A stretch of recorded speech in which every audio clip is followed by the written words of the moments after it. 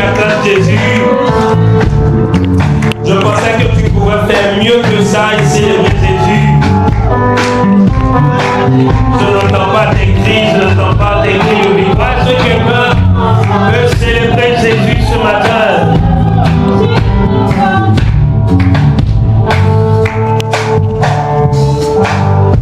Alléluia. Rapidement, est-ce que tu peux bénir Dieu pour la vie du pasteur Lionel? Est-ce que tu peux acclamer Jésus pour sa vie, célébrer Jésus, célébrer Jésus? Tu peux faire mieux que ça. Pendant que tu célèbres, je veux que tu puisses te tenir debout, saluer ton voisin à côté de toi. Rapidement, salue quelqu'un à côté de toi, salue quelqu'un à côté de toi. Pour ceux qui nous suivent en direct, lève-toi de là où tu es et salue quelqu'un à côté de toi, rapidement, rapidement, rapidement. Salue quelqu'un à côté de toi, salue quelqu'un à côté de toi. Tu peux saluer quelqu'un à tes côtés, dis-lui que tu es content d'être là ce soir. Alléluia. Alléluia, alléluia, alléluia. Merci Seigneur, merci Saint-Esprit, merci Roi de gloire. Oh my God, my God, my God, my God. Alléluia.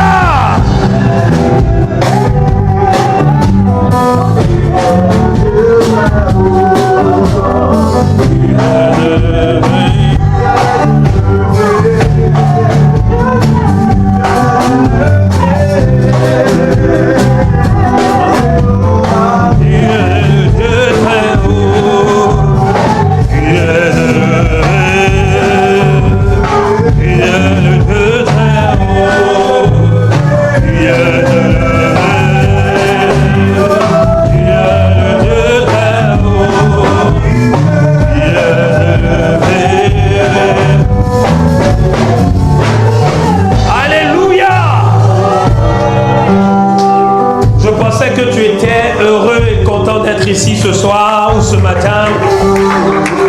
Écoutez-moi bien. Cette nuit n'est pas une nuit ordinaire.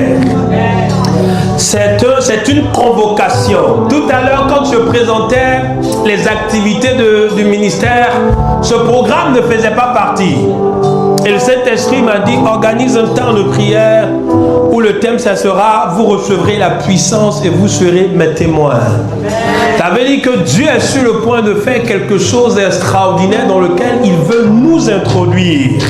Dieu orchestre alors ce temps-là afin de pouvoir relâcher la puissance. Donc comme je n'ai pas voulu avoir ce temps de prière seul, j'ai dit à mon équipe, on va organiser un temps de prière où ceux qui viendront, ça sera pour recevoir de la puissance afin d'être des témoins. Et l'organisation de ce temps-là nous a pris environ 3 semaines. On a engagé, on a fait ce qu'on a pu et ce qu'on devait faire afin de pouvoir avoir des personnes qui ont faim et qui ont soif de Dieu dans le but de pouvoir recevoir la puissance pour pouvoir être des témoins. Je ne sais pas par rapport à toi, peut-être que toi qui me suis en ligne, toi qui es là, je ne sais pas par rapport à toi, mais moi je suis venu afin de pouvoir crier, pleurer devant Dieu, de telle sorte que personne ne puisse me gêner. Et quand je parle de ce lieu, je parle avec la puissance d'en haut afin de pouvoir être un témoin. Je ne sais pas si ta vie te plaît là où tu te trouves, mais moi j'ai faim et j'ai soif de lui. Et moi je désire basculer à une autre dimension. Moi je désire quitter un point A, aller à un point B. Et c'est pourquoi nous avons besoin de la puissance. Je ne sais pas par rapport à ta vie, et je ne sais pas si tu es heureux d'être là où tu es, mais moi je désire être utilisé par Dieu afin de voir le réveil dans cette nation, de voir le réveil dans ma famille, de voir le réveil dans toutes mes entreprises, de voir le réveil dans mon entourage, de voir ma famille être délivrée, voir mes amis être délivrés, voir les gens être guéris, voir les hommes et les femmes venir à Christ. Je ne sais pas par rapport à toi, mais moi j'ai faim et j'ai soif de Dieu. Et cette nuit ce soir, c'est la nuit des gens qui ont faim et des gens qui ont soif de Dieu. Cette nuit ce soir, c'est la nuit des gens qui veulent rester à la brèche ce soir, c'est la nuit des gens qui veulent toucher le roi de gloire, ceux qui veulent toucher la puissance de Dieu, ceux qui veulent toucher le roi de gloire. Cette nuit ce soir, c'est la nuit des gens qui sont affamés et qui désirent toucher le roi de gloire. Alléluia. Écoutez-moi bien. Organiser ce simple événement-là, il y a eu beaucoup de difficultés, de challenges, et je n'ai pas compris pourquoi. Et je comprends maintenant que c'est une sélection parce que l'ennemi voyait ce que Dieu est sur le point de faire. On devait recevoir beaucoup de chance. À la dernière minute, beaucoup ont désisté. Certains devaient être là ce soir, mais beaucoup ne sont pas encore arrivés. Si je veux regarder toutes ces choses, tu vas passer à côté d'un temps de visitation. Tu vas passer à côté d'un temps de visitation. Notre thème de ce matin, c'est vous recevrez une puissance et vous serez mes témoins. Le verset 8 de Actes chapitre 1 est intéressant. Il dit, mais vous, my God, vous recevrez la puissance quand le Saint-Esprit va descendre sur vous. Je vais juste parler un peu, on va prier. Bishop, il dit, mais vous. Quand Jésus dit, mais vous, il est en train de parler à une catégorie de personnes. Il n'est pas en train de parler à tout le monde. Pierre lui a posé la question. Quand est-ce que tu vas nous restaurer? Quand est-ce que tu vas nous introduire dans notre percée? Quand est-ce que tu vas nous donner notre Range Rover? Quand est-ce que tu vas nous donner le travail? Quand est-ce que tu vas nous donner le mariage? Quand est-ce qu'on sera encore positionné? Jésus dit, ce n'est pas à vous de connaître les temps et la saison que le Père a préparé pour lui-même. Mais vous, ce que Dieu a préparé dans cette saison, pas pour tout le monde, mais pour toi, maman Lydie, pas pour tout le monde, mais pour toi, Anzo, pas pour tout le monde, mais vous, vous allez recevoir la puissance quand le Saint-Esprit va descendre sur vous. Mais vous, je ne parle pas de tout le monde, mais je parle de ceux qui sont ici ce matin. Mais vous allez recevoir quelque chose d'extraordinaire.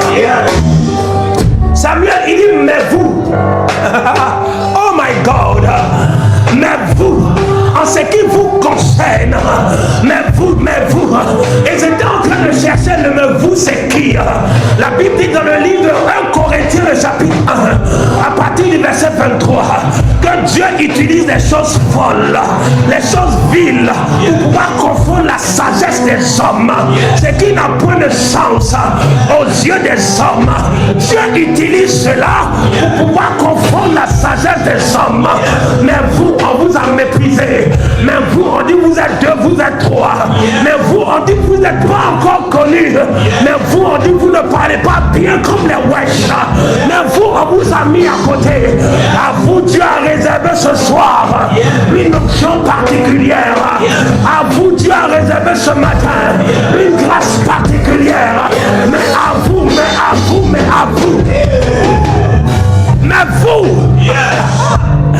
mais vous, Pierre, on dit que tu es un pécheur, tu n'es pas un homme instruit, tu ne connais pas parler bien français, tu n'es pas intelligent, tu viens d'une famille compliquée, tu viens d'une famille bizarre, mais à toi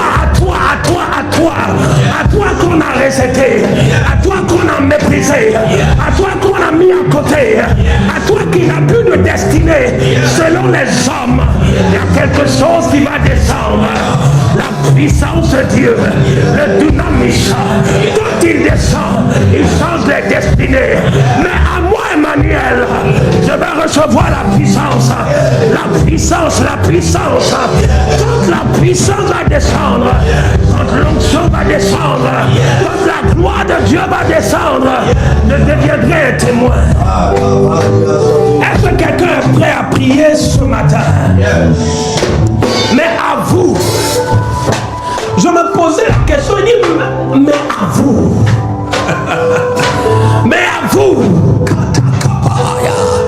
laissez les autres, laissez-les, mais à vous qui êtes avec moi ici, pendant que je suis en train de partir, vous recevrez la puissance. Pierre, Laisse les autres s'intéresser aux choses du royaume d'Israël et tout.